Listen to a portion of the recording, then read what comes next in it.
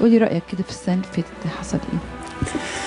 احنا نعتبر اللي حصل عمل إلهي.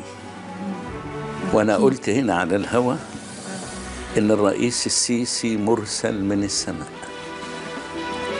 لان مرسل من العمل السماء. مرسل من السماء، لان عندنا نبوة في سفر أشعياء بتقول يعني المصريين في ضيقتهم أرسل لهم محاميا ومخلصا،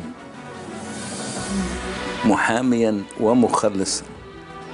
إن كان الكلام ده تم أو هيتم أو هو ده ينطبق على السيسي يبقى ده بركة. قلت ده مرسل من السماء.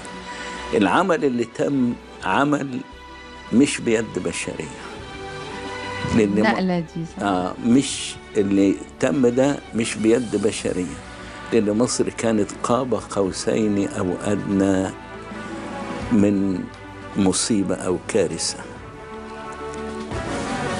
ربنا هو اللي نجى مصر، لأن مصر ليها وعد بالبركة في الكتاب المقدس. مبارك شعبي مصر. فمصر تختلف عن أي بقعة في العالم. فاحنا واثقين إن ربنا عمل، واثقين إنه اللي بدأ العمل هيكمل العمل، والأيام اللي جاية هتكون أيام بركة.